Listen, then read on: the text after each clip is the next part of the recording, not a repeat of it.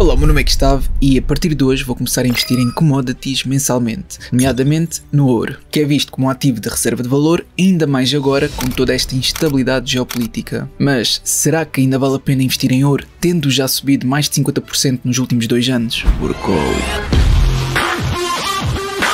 Para começar, quando acompanhamos o par SHA-Euro no gráfico, isto refere-se ao preço de uma onça Troy de ouro em euros, o que é o equivalente a 31,1 gramas. Se fosse uma onça normal, seria 28,3 gramas. Depois, existem várias qualidades de ouro, mas no caso do SHA-Euro, é o preço em euros do ouro com maior qualidade em termos de pureza, que neste caso é 99,99% ouro puro, conhecido por 24 quilates, que não é um indicado para joias, por ser mais macio, mas sim para investimento. Portanto, é exatamente este ouro que pretendo investir, de 24 quilates e uma onça Troy, que irá servir como uma espécie de backup na eventualidade de uma crise mundial ou agravamento de conflitos entre países. Se me perguntassem há uns meses atrás se isto faria sentido para mim, eu diria que não, mas o Gustavo de antes nunca iria imaginar que 2 países iriam trocar mísseis e os Estados Unidos iriam literalmente bombardear 3 instalações nucleares. Ou seja, eu já assumo que tudo pode acontecer e por isso este tipo de investimento faz sentido para mim neste momento. Mesmo que não faça sentido para ti, então está tudo bem. Como sempre, eu estou só a partilhar os meus estudos e todos os passos até a aquisição. Para além que o dólar tem desvalorizado continuamente, logo também há muitos americanos que estão a ver o ouro como um ativo de refúgio. De qualquer modo, eu não sou nenhum especialista em commodities nem em ouro e por isso hoje convidei o João Feliciano, que é consultor patrimonial de metais preciosos como o ouro e prata. Olá João, nós já nos apresentamos, mas para quem ainda não te conhece, apresenta-te e também explica-nos qual é a vantagem de comprar ouro e prata. Eu sou o João Pedro Feliciano, consultor patrimonial de metais preciosos. Em 98 fui convidado por um professor meu da universidade, no meu curso de Engenharia Informática, para fazer o Caixa Direto Online, o Internet Banking da Caixa Geral de Depósitos. Um projeto espetacular, adorei, aprendi imenso. Criei uma empresa de software para hotéis mais tarde, sou empreendedor já desde 2015. Em 2014 eu descobri que investir era muito importante e comecei a aprender, descobri as criptomoedas, cometi muitos erros, aprendi imenso, mas eu às vezes costumo dizer, eu paguei uma tuition, uma fee, para hoje ser melhor investidor. Em 2022 descobri os metais preciosos, comecei a investir, comecei devagarinho para conhecer como é que era trabalhar com metais preciosos físicos. Em 2023 decidi fazer a formação para me tornar consultor de uma empresa e hoje eu ajudo pessoas a fazerem poupanças e investimentos através dos metais preciosos físicos. As grandes vantagens que eu descobri que o ouro e a prata nos dão, e uma delas, muitos de nós já nos apercebemos, porque os metais preciosos têm uma história muito grande, têm mais de 6.000 anos de história. E há muitos anos atrás, Aristóteles disse que os atributos para algo funcionar como dinheiro são precisos 4 atributos. É ser durável, o dinheiro e o ouro é, portável, o ouro e o dinheiro a mesma coisa, divisível também, reserva de valor. Reserva de valor, apenas o ouro funciona como reserva de valor. Porquê é que o dinheiro não funciona como reserva de valor? Por causa da inflação. Ele desvaloriza com o passar do tempo. Há outra frase que para mim também é muito importante e que me ajudou a conseguir perceber melhor a importância do ouro. Foi JP Morgan que disse: Gold is money, everything else is credit. Ouro é dinheiro e tudo o resto é crédito. Quando nós percebemos que o fiat money, ou dinheiro fiduciário, ele funciona à base de confiança, ou seja, nós estamos a depositar confiança num governo que um papel de 20 euros, de 30, de 50 euros, nós depositamos confiança que ele nos vai dar valor, que nos dá esse valor que nos permite fazer compras. Nós no ouro, nós não precisamos de depositar essa confiança, porque ouro é reconhecido mundialmente. Outra das grandes vantagens de investir nos metais preciosos é que o ouro e a prata estão subvalorizados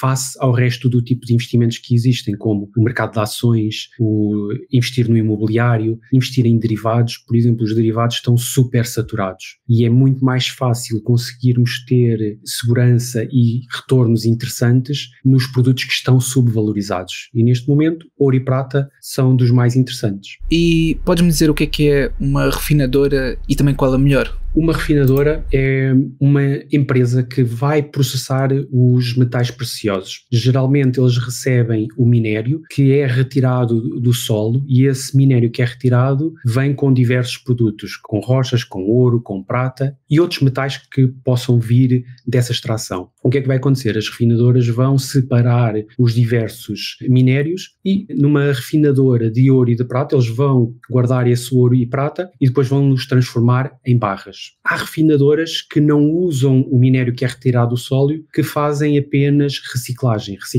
por exemplo, de material eletrónico, como por exemplo telemóveis, computadores, e há uma refinadora aqui na Europa que é uma das maiores e das mais antigas, com mais de 175 anos a trabalharem nesta área, em que eles, com 6 toneladas de telemóveis, conseguem produzir 1 quilo de ouro, versus uma refinadora tradicional que consome 200 toneladas de minério que foi extraído do solo para produzirem 1 quilo de ouro. Ou seja, torna-se uma refinadora muito interessante por causa de terem um modelo sustentável. Muito bem, eu percebi o que é uma refinadora, mas consegues-me explicar que cuidados devemos ter, não propriamente com uma refinadora, mas sim com este tipo de investimento, ou pelo menos com este tipo de compra, neste caso desta commodity, seja ouro ou prata? É muito importante nós escolhermos um fornecedor de confiança. A Umicore é um fornecedor de confiança que trabalha com diversas empresas essas que depois conseguem gerir o portfólio dos seus clientes nos seus cofres, como também depois há as lojas de rua que trabalham com o Umicore, e tenho aqui um pequeno exemplo. Por exemplo, isto é uma barra de ouro da Umicore, isto aqui são 10 gramas, eu comprei isto a um fornecedor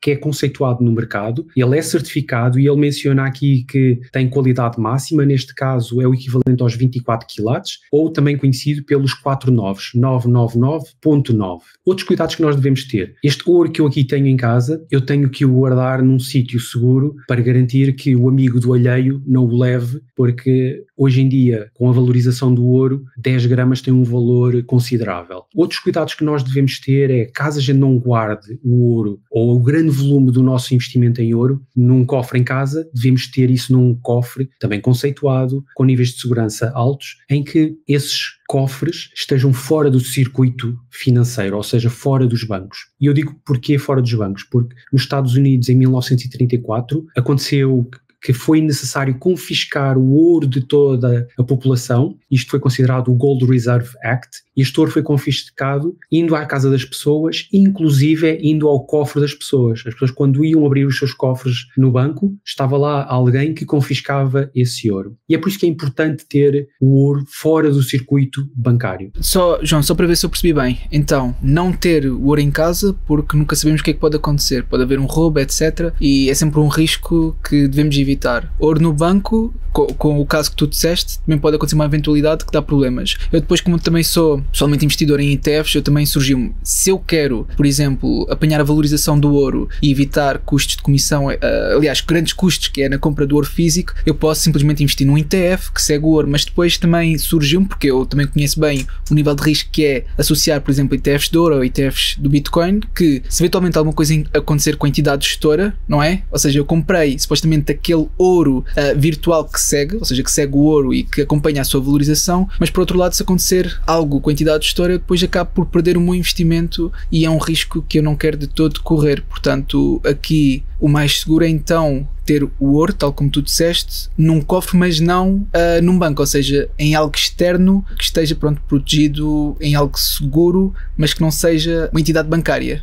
Percebi bem? Corretíssimo, é isso mesmo. É importante estar fora do circuito bancário e a empresa tem que ser uma empresa com uma boa reputação, em que a gente consiga garantir que o que está dentro do cofre pertence a nós e não à empresa que está a guardar. A empresa faz apenas custódia do metal precioso. Ter em casa é importante por vezes ter, e posso-te contar aqui uma história que, quando aconteceu o apagão, eu li uma notícia que em Espanha houve pessoas que não conseguiram fazer pagamentos porque precisavam de comprar água, comida, houve pessoas a trocarem bens por prata, porque é mundialmente reconhecido e é uma maneira de, imaginando que há um problema qualquer no sistema financeiro, se tivermos metais preciosos as pessoas conseguem reconhecer. Outra situação que é importante ter em conta é o que está no cofre. Repito, tem que ser garantido que é nosso e não é de mais ninguém e que ninguém pode movimentar isso. Tu falaste também na parte dos ETFs. Os ETFs, no caso do ouro e da prata, existe aqui quase que um leverage em que para cada contrato físico, ou seja, um contrato físico de ouro, existe por vezes, e isto varia ao longo do tempo, por vezes 200 contratos virtuais ou contratos em papel de troca. Trocar e fazer trading em ETFs é uma boa opção para tentar ter alguns retornos. A longo prazo e para garantirmos a segurança, o ideal é o ouro físico. E porquê? Há quem diga que isto é uma frase muito conhecida no mundo dos metais preciosos: if you don't hold it, you don't own it. Se tu não tens posse dele, tu não és dono dele. Alguém é dono dele. E como tu disseste muito bem, essas empresas é que vão gerir o papel, o asset virtual. Sim, porque eu tenho conhecimento que, ok, se a corretora falir, etc., aquilo está salvaguardado, ou seja, não acontece nada àquele ETF, mas e se a entidade gestora falir? É claro que as grandes entidades, portanto estamos a falar aqui da BlackRock, Vanguard, é muito pouco provável, se falirem ou algo acontecer é porque o mundo está a acabar, é o que imaginamos, mas não sabemos mesmo o que é que pode acontecer. Eu não imaginava que o Irão e que Israel iriam trocar mísseis, e agora aconteceu o que aconteceu, e que felizmente agora as coisas já estão bem encaminhadas, já está a haver uma pequena paz, mas ainda há mais guerras, ainda pode surgir mais coisas. Portanto, da mesma forma que eu não esperava que isto acontecesse, também não sei o que é que pode acontecer a estas entidades, apesar de ser pouco provável que algo aconteça. Mas pronto, passando ao tema seguinte, quem é que regula afinal o ouro, prata, estas matérias-primas? Em Portugal, as empresas que comercializam metais preciosos, elas são reguladas pela ASAI, em conjunto com a Contrastaria da Imprensa Nacional da Casa da Moeda. Ou seja, estas são as entidades que de alguma maneira regulam todas as empresas que comercializam os metais preciosos, para garantir que aquilo que está a ser fornecido às pessoas é de qualidade. Ok, agora voltando um bocadinho atrás, porque pronto, a minha cabeça está aqui a pensar, nós falámos sobre aquela parte dos cofres, e pronto, não é cofres do banco, é cofres do outro lado, mas tu podes-me dizer quais são os cofres mais seguros para nós podermos ou conseguirmos armazenar o nosso ouro físico? Os cofres de alta segurança, eles estão categorizados por diversos níveis. O nível mais alto é o grau 13. Ao nível grau 13 nós temos o Fort Knox. O Fort Knox é o cofre mais seguro do mundo, com os níveis de segurança máximos. Nós cá na Europa temos o segundo cofre mais seguro do mundo, que é o grau nível 12. Ele encontra-se numa montanha na Suíça que pertenceu